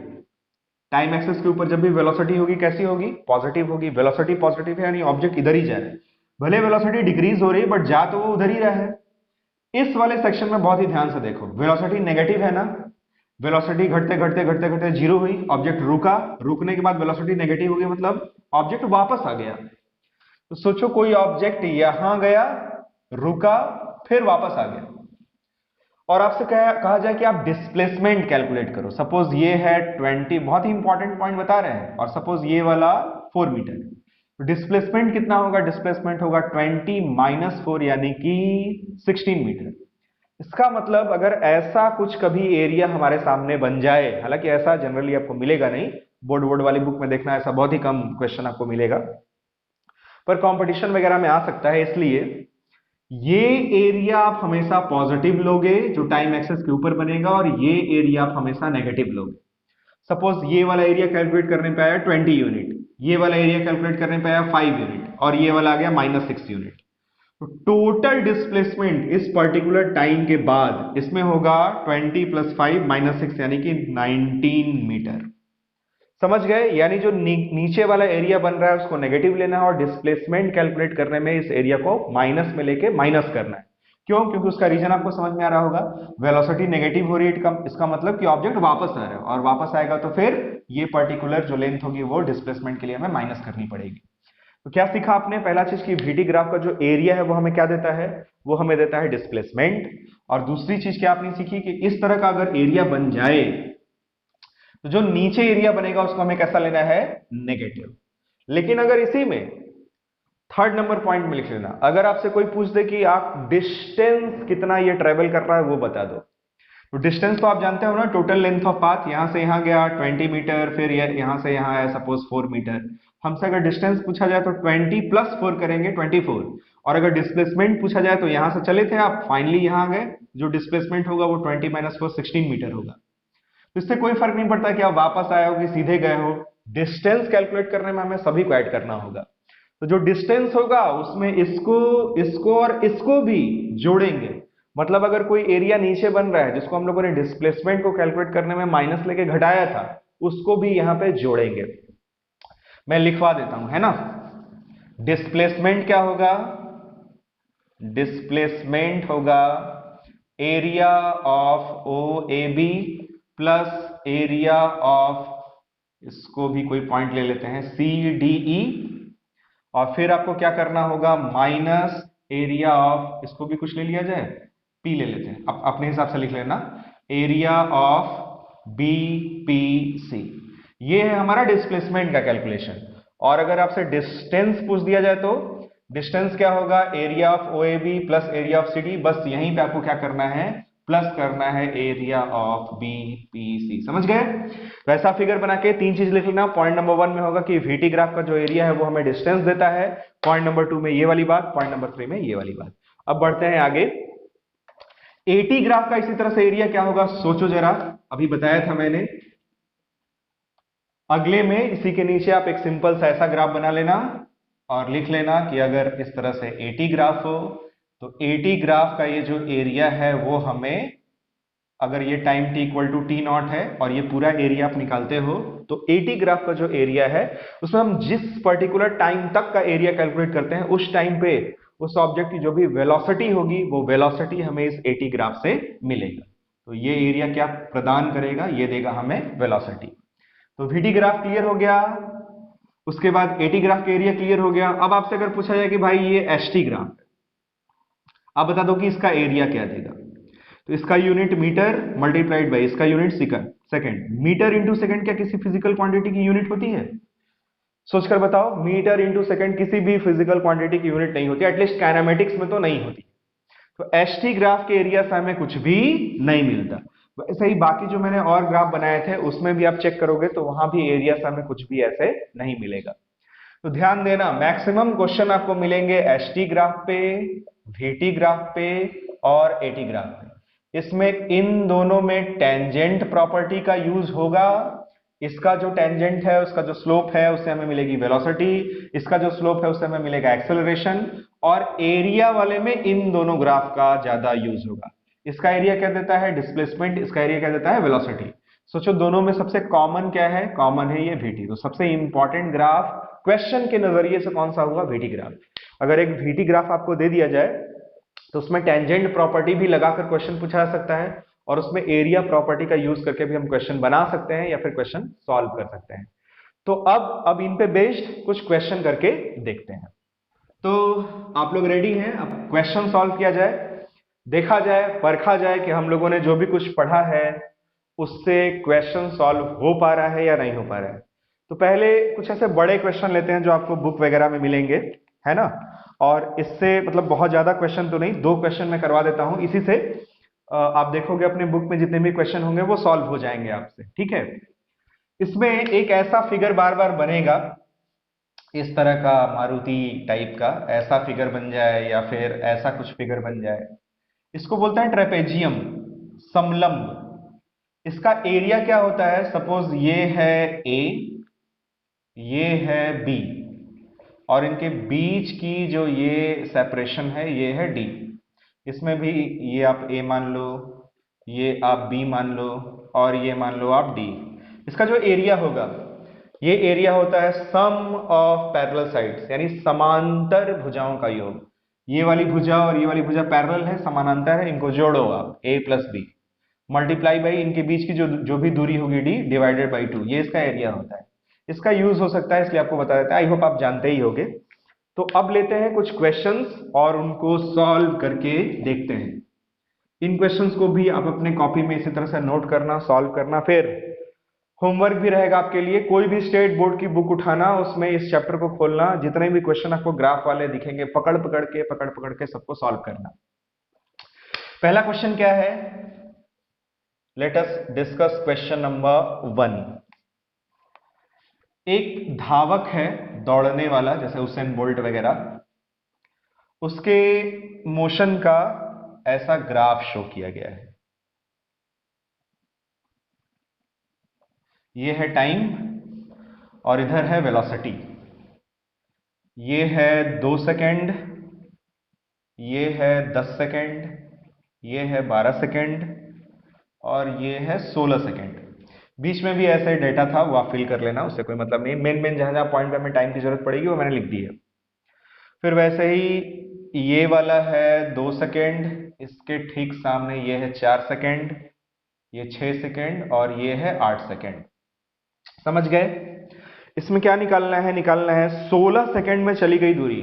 लिख लेना, क्वेश्चन नंबर 1 में क्या कह रहा है, 16 सेकेंड में इस धावक द्वारा कितना डिस्टेंस कवर होता है। ध्यान रहे, डिस्टेंस पूछा जा रहा है। तो इसमें नीचे तो कोई एरिया बन नहीं रहा है, बनता भी तो एरिया निकाल के हम ऐड ही करते हैं। आप देख सकते हो वेलोसिटी हमेशा इसकी पॉजिटिव रही है, तो हमेशा ये बंदा आगे ही गया है, आगे ही दौड़ा है। तो इसका जो भी डिस्टेंस होगा उसके लिए हमें टोटल 16 सेकेंड तक का एरिया निकालना होगा। अगर हम इसका एनालिसिस करें, फिजिक्स के किसी भी क्वेश्चन का सबसे पहले एनालिसिस करना चाहिए। क्वेश्चन सॉल्व करना मान लीजिए कोई बड़ी बात नहीं हो तो आप सॉल्व कर ही लोगे, बट क्वेश्चन में और क्या क्या चीजें हैं, हम कैसे एनालाइज करेंगे, इस ग्राफ से उस बंदे के मोशन को कैसे कनेक्ट करेंगे, ग्राफ को देखे कैसे रियलाइज करेंगे कि मोशन कैसा हो रहा होगा, वो भी बहुत इंपॉर्टेंट है। जेई वगैरह या नीट वगैरह जैसे कॉम्पिटेटिव एग्जाम को बीट करने के लिए एनालिसिस पावर आपको बढ़ानी होगी। तो इसको अगर हम एनालाइज करें तो t इक्वल टू 0 पर वेलोसिटी क्या है? 0। आपने देखा भी होगा जो रनर दौड़ते हैं वो पहले ऐसे पोजीशन लेके स्थिर रहते हैं, फिर जैसे ही बंदूक वगैरह चलाई जाती है, कोई भी साउंड किया जाता है, फिर वो दौड़ना स्टार्ट करते हैं। फिर क्या होता है, शुरू में सब लोग जोर लगाते हैं, अपनी वेलोसिटी को बढ़ाते हैं, मतलब एक्सेलरेटेड मोशन करते हैं। तो आप यहां से यहां तक के पार्ट में, यानी शुरू के 2 सेकेंड तक इसका ग्राफ नेचर कैसा है? इंक्रीजिंग, मतलब वेलोसिटी लगातार क्या हो रही है? बढ़ रही है। फिर स्लोप नेचर कैसा है? स्लोप नेचर है कांस्टेंट। चाहो तो हम स्लोप कैलकुलेट भी कर सकते हैं। यहां अगर एंगल थीटा बनेगा तो tan theta is equals to लंब बटे में आधार। लंब की लंबाई होगी 8 यूनिट, आधार होगा 2 यूनिट, तो 8 बटे में 2 यानी आएगा 4। थीटा की वैल्यू हो जाएगी tan इनवर्स 4। अब जितना भी वो आए वो इसका एक्सेलरेशन होगा। तो इस वाले पार्ट में इसका मोशन कैसा है? एक्सेलरेटेड मोशन, लगातार इसकी स्पीड बढ़ रही है। 2 सेकेंड बाद अब इसने जो भी मैक्सिमम स्पीड एक्वायर कर ली है 8 मीटर पर सेकेंड, अब वो लगातार 8 मीटर पर सेकेंड से ही दौड़ता चला जा रहा है, दौड़ता चला जा रहा है। हालांकि 8 मीटर पर सेकेंड बहुत जबरदस्त स्पीड हो गई, शायद ह्यूमन के लिए पॉसिबल ना हो, 8 मीटर एक सेकेंड में कुछ ज्यादा ही हो गया, लेकिन फिर भी 8 मीटर पर सेकेंड की स्पीड जो भी इसने पकड़ी है, अब वो लगातार 8 metre per second, 8 metre per second से ही 10 सेकेंड तक लगातार मूव कर रहा है। फिर शायद अब वो थोड़ा थक गया, अब उसने लगाया ब्रेक और उसका जो वेलोसिटी है वो लगातार अब डिक्रीज हो रहा है, डिक्रीज हो रहा है, डिक्रीज होके अब कितना हो गया? जस्ट आधा, यानी 4 मीटर पर सेकेंड हो गया। उसके बाद अब फिर से उसने कांस्टेंट 4 मीटर पर सेकेंड की रफ्तार पकड़ी और अगले 12 सेकेंड से 16 सेकेंड तक लगातार वो उसी वेलोसिटी से मूव कर रहा है। तो ये इसका कुछ कुछ फील हो रहा है, कुछ आप इमेजिन कर पा रहे हो कि मोशन कैसे हो रहा होगा? ये क्लियर हो गया। इस पार्ट में एक्सेलरेशन कैसा है? कांस्टेंट। इस पार्ट में वेलोसिटी कांस्टेंट है, इसलिए एक्सेलरेशन की वैल्यू क्या होगी? 0। या वैसे भी अगर हम स्लोप के हिसाब से देखें तो कोई भी ग्राफ जो इस वाले एक्सिस के पैरेलल हो उसका स्लोप होता है 0। तो dv बाई dt से हमें एक्सेलरेशन मिलता है, इस वाले पार्ट में एक्सेलरेशन की वैल्यू क्या होगी? 0। इस वाले पार्ट में आप देखो इसका जो स्लोप है वो है तो कांस्टेंट, बट जो एंगल बनेगा वो ऑब्ट्यूस होगा, और tan थीटा में अगर थीटा 90 डिग्री से ज्यादा होता है ना, तो जो tan थीटा की वैल्यू वो नेगेटिव आती, यानी यहाँ पे वेलोसिटी डिक्रीज हो रही है, एक्सेलरेशन नेगेटिव होगा, रिटार्डेशन होगा। फिर इस वाले पार्ट में वेलोसिटी कैसी है? कांस्टेंट, या एक्सेलरेशन होगा 0। बहुत हो गया एनालिसिस, अब इस क्वेश्चन को सॉल्व करते हैं। क्वेश्चन में कह रहा है 16 सेकेंड में इसके द्वारा तय की गई आप दूरी बताओ। तो हमें ये पूरा एरिया कैलकुलेट करना होगा। अब अगर आपको एरिया कैलकुलेट करने में दिक्कत होती है तो आप ये इतना ट्राइंगुलर शेप का एरिया निकालो, प्लस ये इतना एरिया निकालो, प्लस ये इतना ट्रेपेजियम का एरिया निकालो, प्लस फिर ये इतना एरिया निकालो। मैं भी वैसे ही कर दूं, लिखेंगे 16 सेकेंड में चली गई दूरी, यही पूछा है, डिस्टेंस ट्रेवल्ड इन 16 सेकेंड। क्या होगा? Area of the shaded portion, इसका एरिया निकालते हैं। 1/2 बेस, बेस होगा 2 यूनिट, इंटू हाइट, हाइट होगा 8 यूनिट, प्लस अब इसका एरिया निकालते हैं। इसका एरिया में लंबाई गुणे चौड़ाई कर लें तो लंबाई होगी 10 यूनिट माइनस 2 यूनिट यानी 8 यूनिट, इंटू जो विड्थ होगी वो भी है 8 यूनिट, प्लस अब इसका एरिया लेते हैं। ये कौन सा शेप है? ये है ट्रेपेजियम शेप। अभी क्या फॉर्मूला बताया था मैंने? सम ऑफ पैरेलल साइड्स। तो एक साइड ये है और एक साइड ये बड़ी वाली, ये दोनों आपस में पैरेलल है। इस वाली साइड की लेंथ कितनी है, ये है 4 यूनिट, और इस बड़े वाले का जो लेंथ है वो कितना है 8। तो 4 प्लस 8 हो गया, इनटू डिस्टेंस बिटवीन देम, दोनों के बीच में गैप 10 और 12 के बीच में गैप कितना होगा 2 यूनिट का, डिवाइडेड बाई 2, और प्लस वो लास्ट वाला, इस एरिया को भी लेना है। तो फिर से लंबाई गुणे चौड़ाई कर लेते हैं, 16 माइनस 12 ये आएगा, ये इतना आएगा 4 यूनिट, मल्टीप्लाई बाई ये भी है हमारा 4 यूनिट। अब बस इसी को सॉल्व कर लेना है, इसको भी करना पड़ेगा। 8 64, यहां भी 2 से 2 कैंसिल, 12 और ये 16 कितना हो जाएगा जी, 8 और 12 ये 20 हो गया, और 64 और 16 ये कितना हो गया 80, और 80 और 20 हो गया ये 100 मीटर। यानी ये 16 सेकेंड में 100 मीटर दौड़ चुका होगा। और जनरली 100 मीटर 200 मीटर किस तरह से रेस होती है, तो आप ऐसे भी समझ सकते हो कि 16 सेकेंड बाद रेस ओवर हो चुकी है। तो ये पहला क्वेश्चन था, पहला क्वेश्चन क्लियर हुआ। अब इसी में एक चीज और पूछा है, क्या पूछा है उसको भी देखते हैं। इसी क्वेश्चन में हमें ये भी पूछ रहा है कि आप 11 सेकेंड पे इसका एक्सेलरेशन बता दो। कहां पे एक्सेलरेशन बताना है, 11 सेकेंड पे। तो 11 सेकेंड तो यहां कहीं होगा, यहां पे हम एक्सेलरेशन बताएं या इस पूरे रीजन में एक्सेलरेशन बताएं, दोनों एक ही चीज है, क्योंकि स्ट्रेट लाइन का जो स्लोप है वो क्या होता है कांस्टेंट, और VT ग्राफ का स्लोप ही हमें एक्सेलरेशन देगा। तो बेसिकली हमें इस वाले रीजन में स्लोप कैलकुलेट करना है। तो t इक्वल टू 11 सेकेंड पर जो एक्सेलरेशन होगा वो कैसे कैलकुलेट करेंगे, स्लोप से। स्लोप कैसे कैलकुलेट होगा, dv बाई dt से। dv बाई dt का मतलब एक तरह से आप v2 minus v1 divided by t2 minus t1 ऐसे भी समझ सकते हो आप। v2 माइनस v1 में देखते हैं यहां पर वेलोसिटी कितनी है, यहां पे वेलोसिटी है 4 माइनस v1 यानी यहां पर की वेलोसिटी, यहां पर की वेलोसिटी कितनी है 8 अपॉन t2 माइनस t1 मतलब टाइम इंटरवल। तो यहां से यहां तक का जो टाइम इंटरवल है वो 12 माइनस 10 यानी 2 सेकेंड का है। तो ये आएगा एक्सेलरेशन 4 माइनस 8 यानी -4 डिवाइडेड बाई 2 यानी कि -2 मीटर पर सेकेंड स्क्वायर, ये होगा इसका एक्सेलरेशन। माइनस में इसका मतलब क्या होगा, रिटार्डेशन, और वेलोसिटी क्या हो रही है डिक्रीज, जो कि ग्राफ से हमें दिख ही रहा है। तो पहला क्वेश्चन क्लियर हो गया। इसी तरह के क्वेश्चन आपको अपने बुक्स वगैरह में मिलेंगे। तो एक क्वेश्चन देखने से कुछ क्लैरिटी हुई, कैसे सॉल्व करते हैं, वेरी गुड।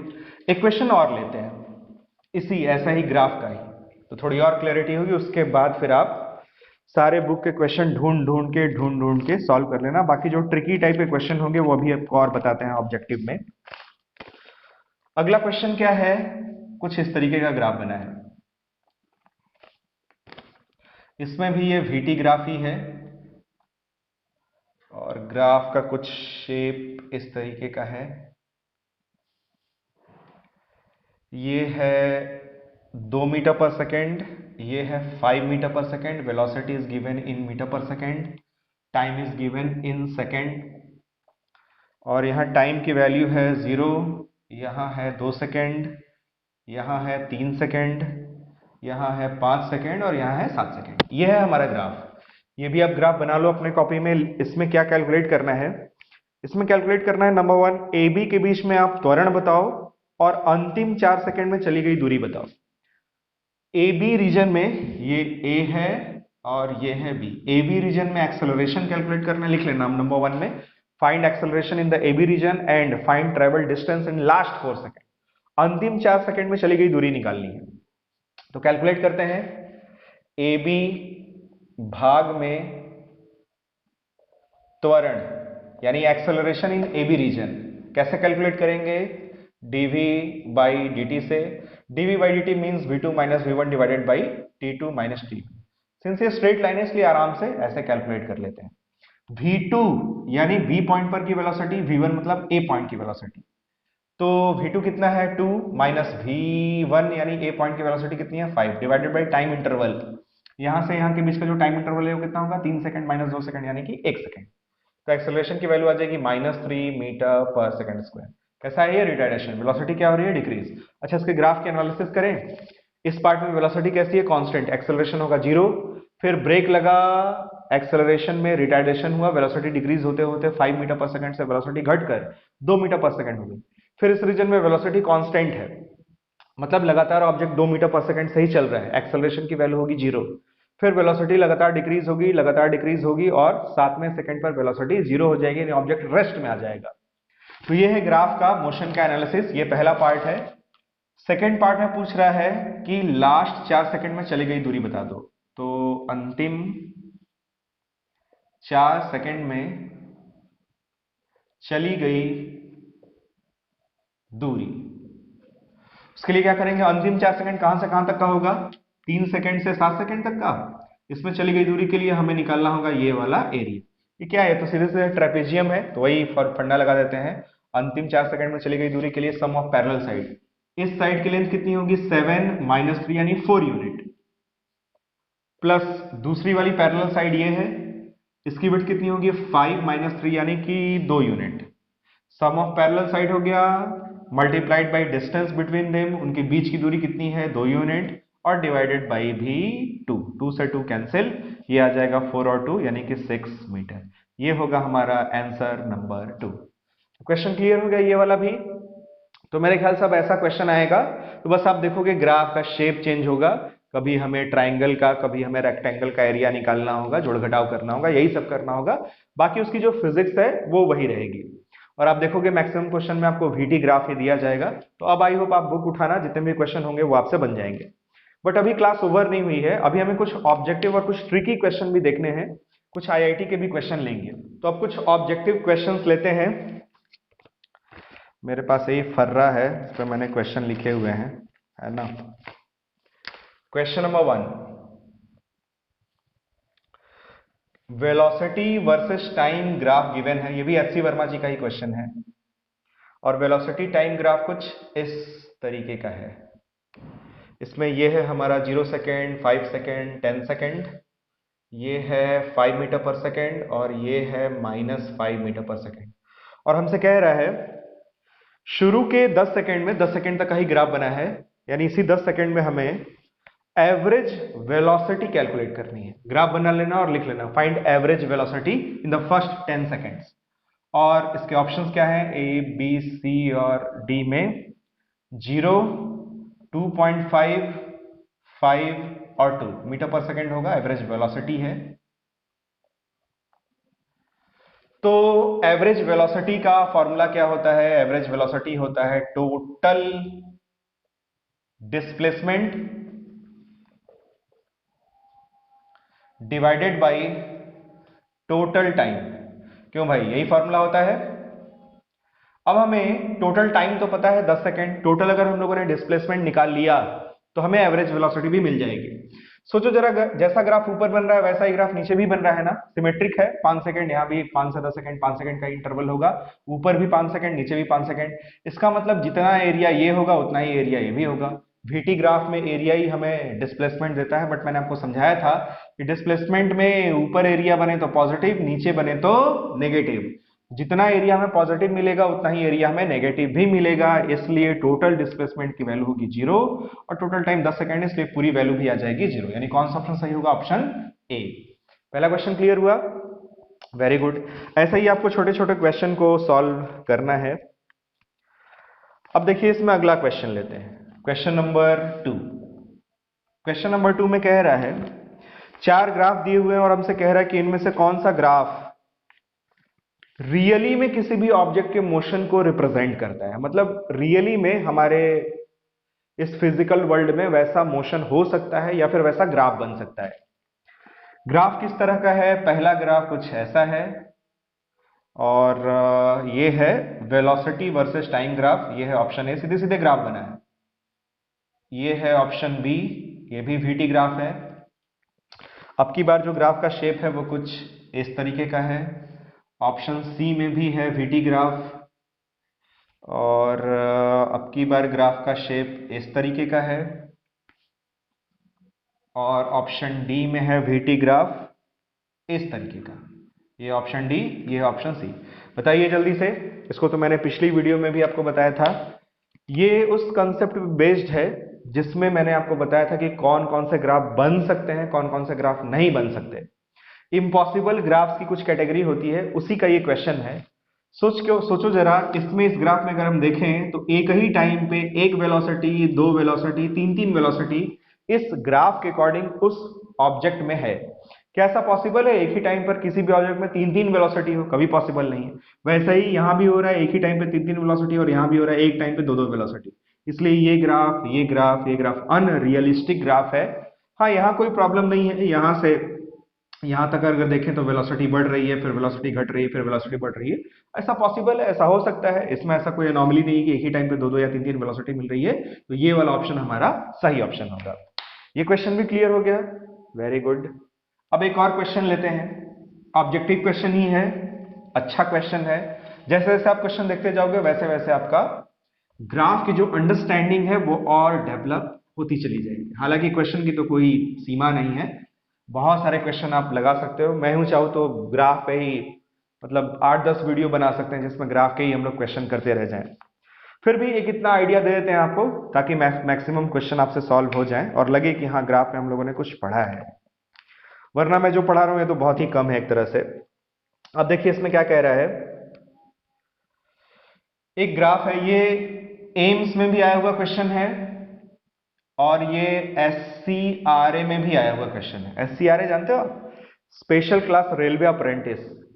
और एम्स में आने के बाद फिर PMT वगैरह में और दूसरे जगहों पे भी इस क्वेश्चन को पूछा गया। क्वेश्चन देखते हैं क्या है। क्वेश्चन में कुछ इस तरीके का ग्राफ है, ये है टाइम और ये है वेलोसिटी। इसमें ये है 10 सेकेंड, ये है आपका 20 सेकेंड और ये है आपका 30 सेकेंड, और ये 1 मीटर पर सेकेंड, ये है 2 मीटर पर सेकेंड और ये है 3 मीटर पर सेकेंड। ठीक, ये ग्राफ गिवन है।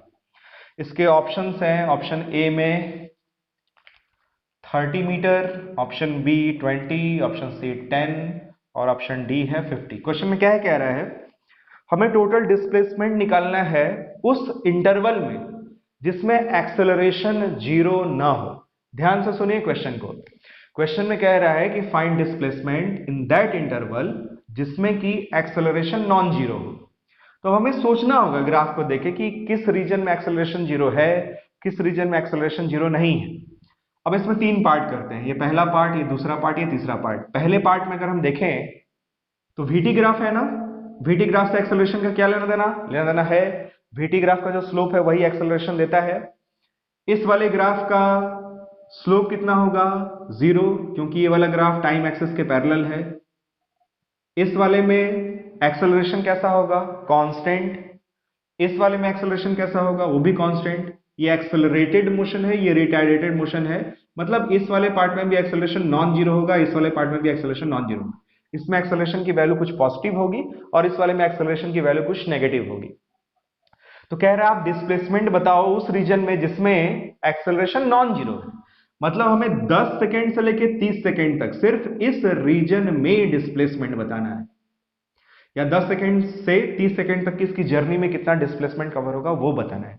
इस वाले एरिया को हमें नहीं लेना है, क्यों? क्योंकि इस वाले पार्ट में एक्सेलरेशन क्या है, जीरो। समझ गए क्वेश्चन? बहुत ही अच्छा क्वेश्चन है। तो डिस्प्लेसमेंट निकालने के लिए क्या करेंगे, एनालिसिस तो हो गई इसकी। अब डिस्प्लेसमेंट निकालने के लिए एरिया निकालना होगा।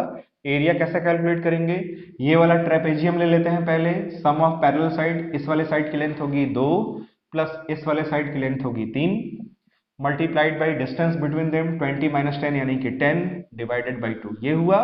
प्लस अब इस वाले ट्रेपेजियम का एरिया देखते हैं, ये वाली साइड की लेंथ 3 प्लस इस वाले साइड की length 1 multiplied by distance between them यानी 30 माइनस 20 यानी कि 10 डिवाइडेड बाई 2।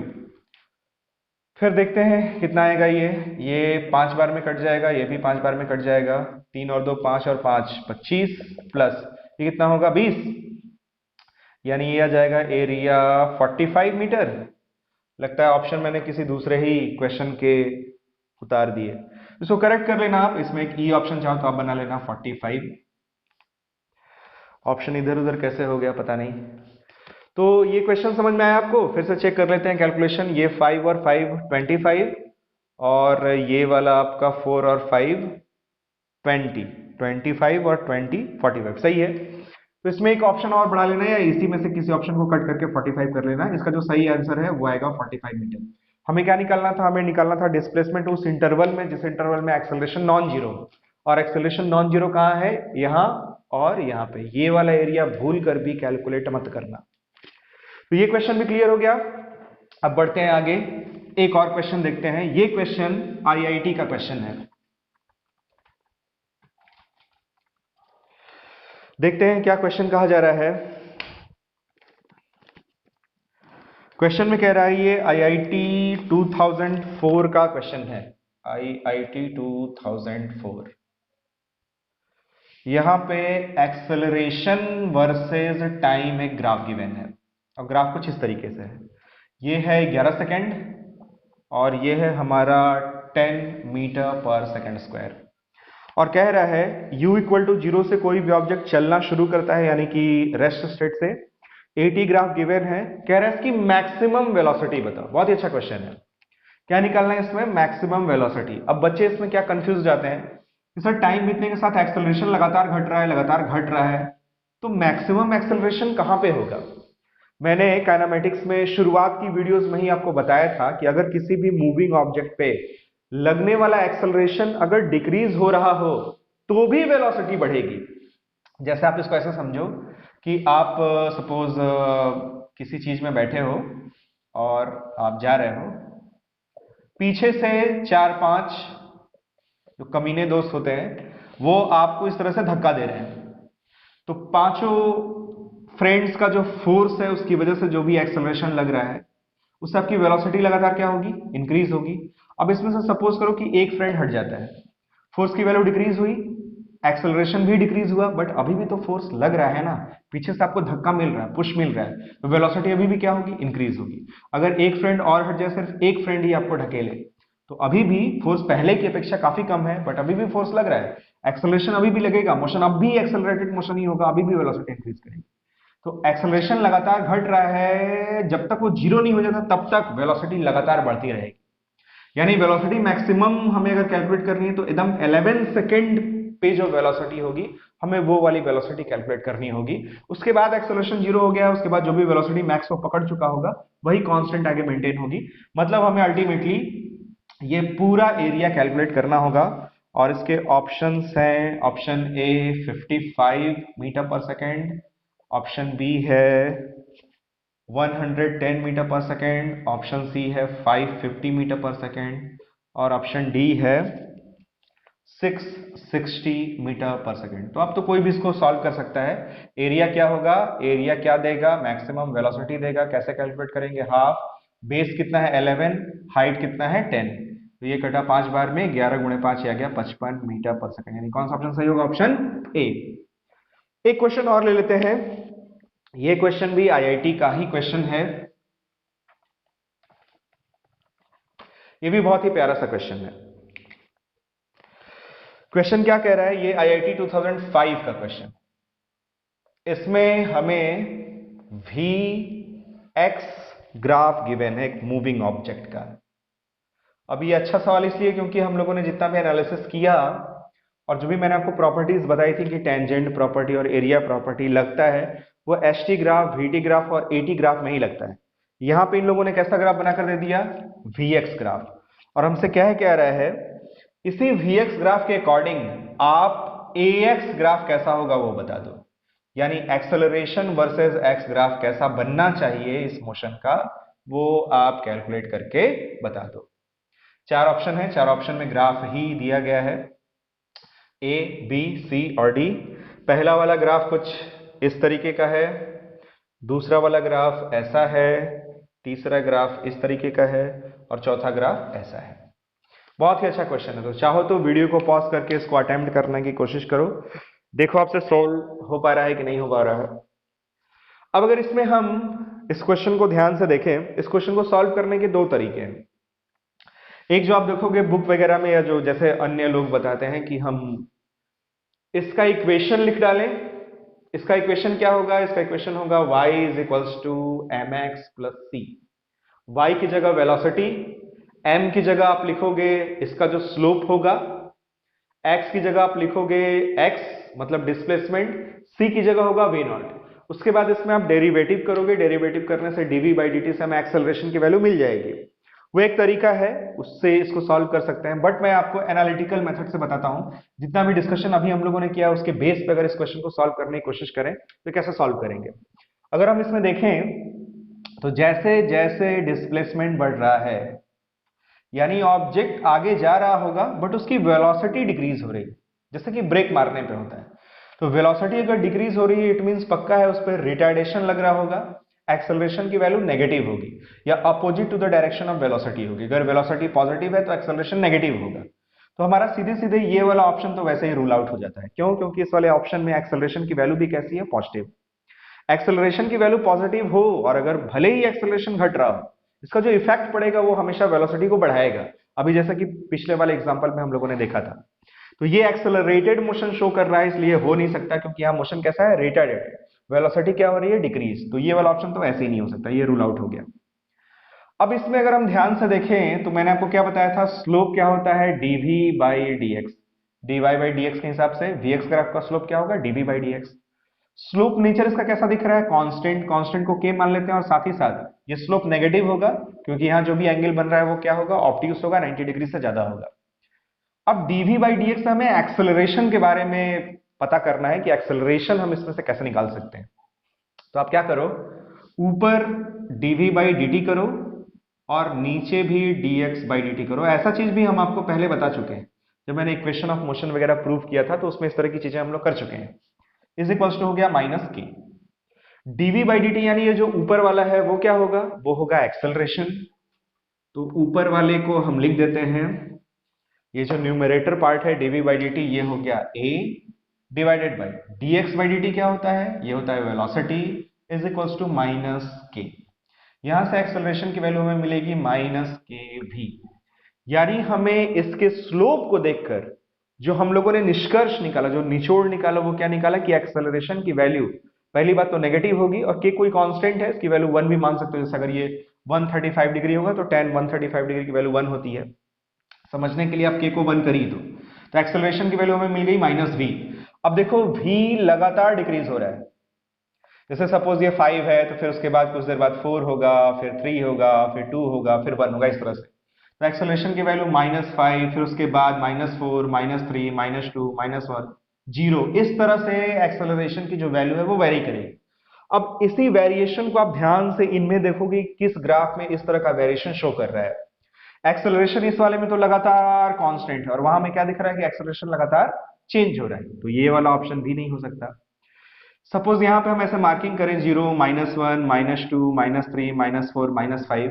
तो एक्सेलरेशन पहले क्या है? -5 है। उसके बाद जैसे जैसे डिस्प्लेसमेंट बढ़ रहा है एक्सेलरेशन -4, -3, -2, -1, 0 ऐसा ही हो रहा है और वैसा ही वहां भी शो कर रहा है। इसका मतलब यही वाला ऑप्शन हमारा सही होगा। तो ये एक आईआईटी का क्वेश्चन था। अगर आप एनालिटिकल मेथड से भी सॉल्व करोगे तो भी आपको ये रिजल्ट मिलेगा। दूसरा इसका तरीका जो है वो आप इक्वेशन से भी सॉल्व कर सकते हो, वो आपके लिए हम होमवर्क छोड़ देते हैं, उसको आप घर पर सॉल्व करने की कोशिश करना। तो चलिए इस वीडियो में इतना ही रहने देते हैं। मेरे ख्याल से ग्राफिकल एनालिसिस ऑफ मोशन की पूरी थ्योरी और इतने सारे न्यूमेरिकल देखने के बाद आई होप आपको थोड़ा थोड़ा क्लियर हुआ होगा कि ग्राफ वाले क्वेश्चन कैसे सेट होते हैं और कैसे उसको सॉल्व किया जाता है। हालांकि इतने क्वेश्चन से बहुत प्रैक्टिस तो नहीं हुई है, बट इस वीडियो में रहने देते हैं। अब लास्ट में जो हम किसी भी चैप्टर को खत्म करने के बाद प्योरली न्यूमेरिकल वाली वीडियो बनाते हैं, उसमें ग्राफ के कुछ और 8-10 क्वेश्चन लेके सॉल्व करवा देंगे। तो उतने से ग्राफ का आपका अच्छा खासा कंसेप्ट एकदम क्लियर हो जाएगा। तब तक पढ़ते रहना।